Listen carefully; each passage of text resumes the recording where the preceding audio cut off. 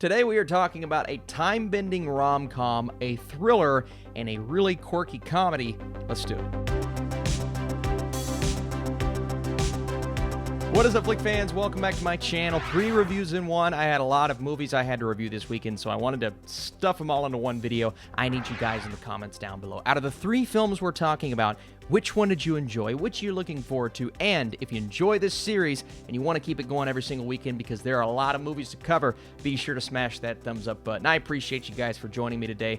Each review is going to be quick. Let's get into it. We're going to start with The Map of Tiny Perfect Things. This film is directed by Ian Samuels. So it follows a teenager who is living the same day in an endless loop who gets his world turned upside down when he meets a girl who's also stuck in the time warp. Sounds like Palm Springs. From then on out, we get a love story with a fantastical twist as the two struggle to figure out how and whether or not they should escape their never-ending day. Now, I started out with this film really rolling my eyes, shrugging my shoulders, just come on, we just got this with Palm Springs. Now, this is very much a coming-of-age story with the romance. Palm Springs was much more of a comedy, and clearly, I prefer that movie. I thought that movie was outstanding, one of my favorites of last year, but I was at least willing to give this a chance and see how it was going to play out. All right, he's clearly stuck in the same day. That's interesting. Where did this girl come from? What is her kind of role in this movie? And as it progressed, I slowly started to turn around and say,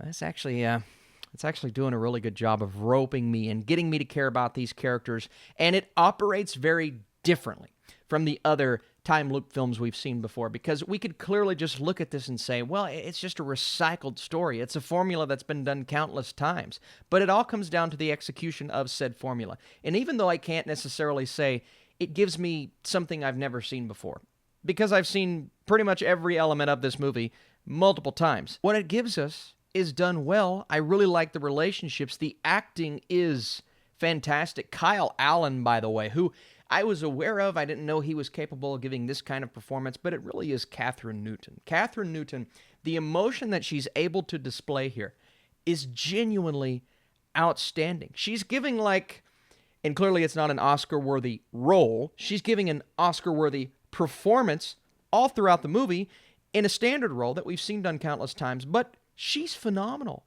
I mean, it seems like that she can just break into tears and start crying. I'm like, this girl, and we knew she was great in a movie like Freaky, and she's been doing it for years now, but I'm ready to see her take that next step. I'm ready to see her take on a role that really gives her a lot to work with. And again, the formula here is standard. We semi-know where it's headed, and we understand that there is an underlying story here, something that we're missing that is revealed to us a bit later on. But what they do during this time loop is actually really sweet because they're trying to make a difference or multiple differences within the day that they are stuck in. And they slowly realize that things can get better from here, even though they don't necessarily know how they're going to get out of this. So I don't want to reveal too much more. I do think the movie is clearly generic in nature, but it all comes down to whether or not you can give us that charm. You can find compelling elements of the characters. And if the film nails its ending, then I'm willing to say it does a great job, especially for the intended audience, the coming-of-age story audience. I think it really knocks it out of the park. So what is the movie intending on doing at the end of the day? I think it does a great job. What feels like a recycled story at first slowly molds into a charming, sweet, and well-acted experience. I'm actually going to go a 73 with my score. I just think it's genuinely good for what it's trying to do. Some will think it's overly familiar. I completely understand, but I think it's worth a watch on Amazon Prime. The next movie we're talking about is The Mauritanian, another film that feels slightly familiar, but it all comes down to the acting. Directed by Kevin McDonald, a detainee at the U.S. military's Guantanamo Bay Detention Center is held without charges for over a decade and seeks help from a defense attorney after his release. And this cast, Benedict Cumberbatch, Shailene Woodley, Zachary Levi, Jodie Foster, oh my goodness. The cast is genuinely incredible, and it all comes down to whether or not you can accomplish your mission of giving us a political thriller of sorts, compelling characters. Again, I feel like I'm recycling what I just said, but this is a drastically different genre, and again, it's a story that we've just seen plenty of times before. It's this guy who we're trying to pinpoint our emotions towards this character, the Mauritanian of sorts, who's played by Tahir Rahim. And oh my goodness, out of everyone in this film, clearly Jodie Foster, she's already been nominated for awards, but Tahir Rahim is the best part of this film because he's compelling, but he's also shady to a point to where you're trying to figure out what is this character? What is his role here? Can you trust him? Can you believe him?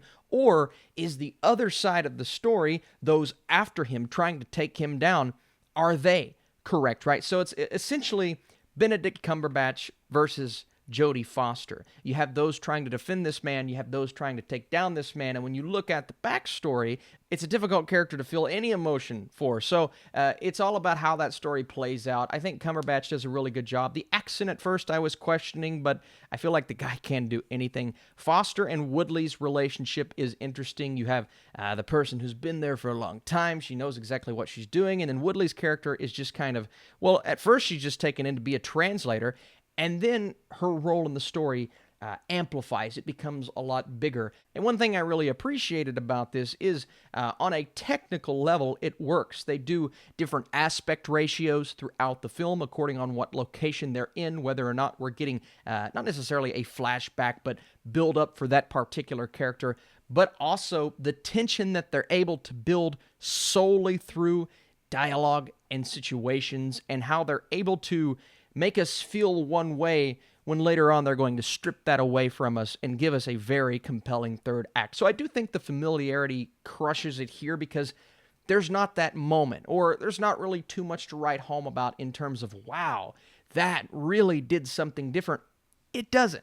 It kind of falls into that formula, and that's unfortunate. But what it manages to do here is keep you on the edge of your seat. The thriller is thrilling, and the cast, I think, amplifies what otherwise could have been an okay story. So do I recommend The Mauritanian? Absolutely. Is it an Oscar-worthy film? Not on a story level, but I do think the performances, there's not much risk-taking here, but this film is solid from top to bottom, and the cast stands out. My score, just a little bit lower. It's a 72% for The Mauritanian. I actually watched this a few weeks back, just now got around to reviewing it, and it is in theaters this weekend. I'd say it'll come on VOD soon. I'll have to look into that. The final movie we are watching or talking about is Barb and Star Go to Vista Del Mar. Lifelong friends Barb and Star embark on the adventure of a lifetime when they decide to leave their small Midwestern town for the first time ever. Annie Mumolo plays Barb, Kristen Wiig plays Star, and oh my goodness, this is a weird movie, y'all. This is a weird movie, and that's not necessarily a slight. I like the fact that it's different, it's quirky, it's unlike anything else you will see this year. But it is getting so much praise across the board, from Rotten Tomatoes to critics to Letterboxd, and I was excited for this film. And maybe it was my hype, my anticipation. I did come away feeling a little bit disappointed because of the lack of story structure, because of the lack of really, flow, because it's so outlandish and out there. It feels like, those really over-the-top scenes in Anchorman that don't really make a lot of sense, but you're still kind of giggling and laughing. Then we get back to the story. Take away the story, it feels like those moments all throughout the movie. And that is really going to take some people out. And I have a feeling I will see a lot of comments saying, this movie was terrible. And I understand why. Because there are moments throughout the film when Barb and Star are going back and forth, and sometimes I was genuinely laughing. They have some great moments here. They're awkward, they're strange, they have this flow about them when they talk to each other that is just so different, right? But the moments that really stood out to me are the ones that didn't work, that fell flat, and a joke hits and they have that pause for laughter, but I wasn't laughing, so I'm sitting here feeling a little bit awkward. Now, the random inclusions throughout the movie, there's a moment where a character gets shot out of a cannon, there's a moment with a talking crab, there's some really, and that was genuinely funny, by the way. It reminded me of that Rick and Morty style of humor that's just so out of the blue and random, but it almost feels at times like it doesn't fit with the rest of the story. It's also kind of a romance, and Jamie Dornan is our character that they're focusing on, which is actually pretty funny, and I thought he did a good job. He was compelling. Our villainous character, though, is interesting enough, but they try to give her a backstory. They try to circle everything back around. I just felt like there were one too many subplots when the focus should have just been Barb and Star Go to Vista Del Mar, and it was quirky in that way. So I do think there's a lot to appreciate about this movie. The fact that they're trying something different here, all of the random, awkward humor, some of it works extremely well, and it's different enough. I mean, that's the word here. This movie is unlike any other, and that has to count for something, right? So because of that, I'm going slightly, 6 out of 10, a 60% with my score. It is one that I don't know if anyone's going to write home about, but it is one that is at least worth a watch if you like this outlandish style humor.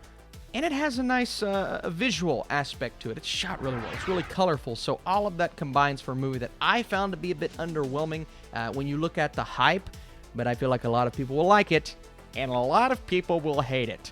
I'm so curious to see what you guys think about all three of these films. Which one was your favorite? Which one are you looking forward to the most? Appreciate you big time for watching. Stay tuned, because tomorrow we have a very special WandaVision live stream. And I believe there's a big Snyder Cut trailer drop, and we're going to react to that. All right, guys. I'll see you soon.